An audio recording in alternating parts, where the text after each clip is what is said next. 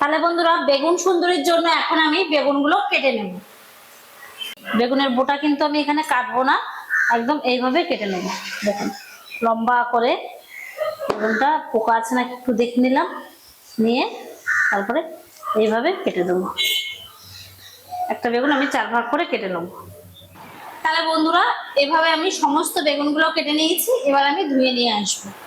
বন্ধুরা বেগুন সুন্দরের জন্য যে মশলাগুলো লাগবে, এখানে পোস্ত আর সাদা কালো সর্ষে আর এর মধ্যে 2-3টে কাঁচা লঙ্কা দিয়ে এবার এগুলো আমি মিক্সিতে বেটে নেব। বেগুন তো আমি ধুয়ে নিয়ে চলে এসেছি, আর এখানে আমি হাতে একটা খালি গামলা নিয়ে নিয়েছি।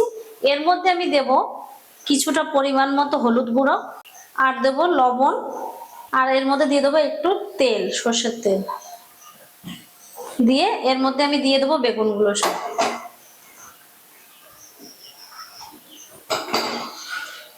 এবার আমি বেগুনগুলো ভালোভাবে ঝাঁকিয়ে ঝাঁকিয়ে লবণ হলুদটা মাখিয়ে নেব।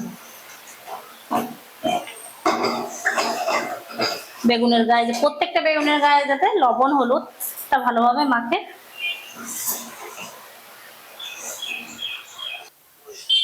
তেল গরম হয়ে গেছে, এবার আমি কড়াইয়ের মধ্যে বেগুনগুলো এক এক করে দিয়ে ভেজে নেব।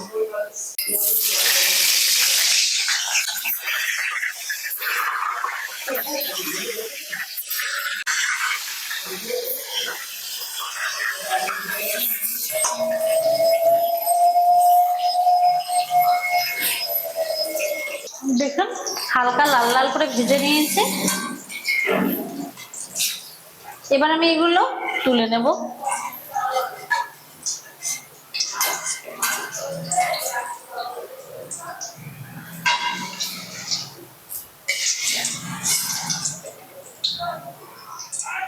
বন্ধুরা বেগুন তো আমি সব ভেজে নিয়েছি, এবার ওই তেলে আমি ফোড়ন দেবো শুকনো লঙ্কা, আর দিয়ে দেবো ওটা কালো জিরে।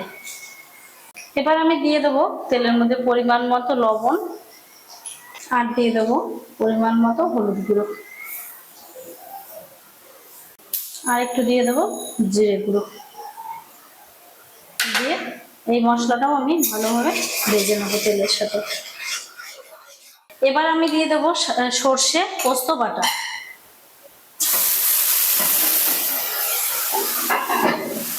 দিয়ে এটা ভালোভাবে মশলাটা একটু কষিয়ে নেব। সর্ষে পোস্ত দিয়ে আমার ভালোভাবে কষানো হয়ে গেছে, এবার আমি দিয়ে দেবো জল কিছুটা পরিমাণ মতো।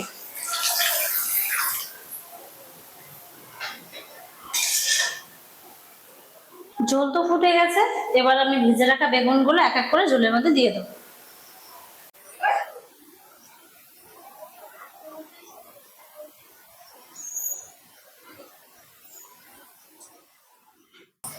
এবার আমি বেগুনের মধ্যে কয়েকটা চিড়ে রাখা কাঁচা লঙ্কা দিয়ে দেবো।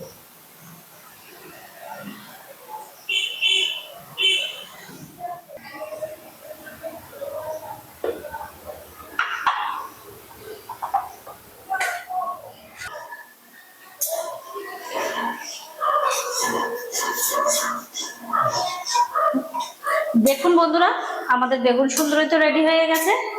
বেগুন সুন্দরী তো একদমই সুন্দরী হয়ে গেছে, দেখুন কত সুন্দর মাখো মাখো। তাহলে এবার আমি নামিয়ে নিই বেগুন সুন্দরী।